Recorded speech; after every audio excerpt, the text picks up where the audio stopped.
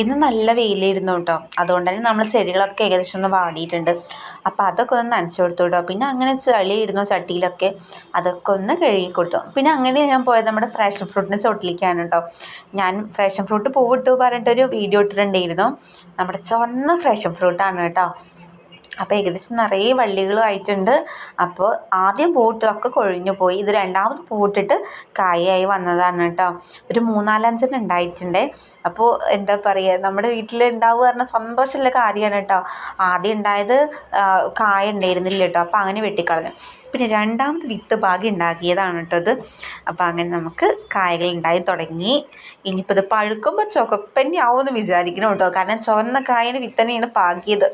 ചുവപ്പും മഞ്ഞൊക്കെ ഉണ്ടല്ലോ. ഇനിയിപ്പോൾ എന്താവും അവസ്ഥ എന്നറിയില്ല. അപ്പോൾ മോൾക്ക് എന്തായാലും വലിയ സന്തോഷമായിട്ടുണ്ട് കേട്ടോ. ഫ്രാഷൻ ഫ്രൂട്ട് അവൾ കണ്ടിട്ടുണ്ടെങ്കിൽ ഉണ്ടായത്.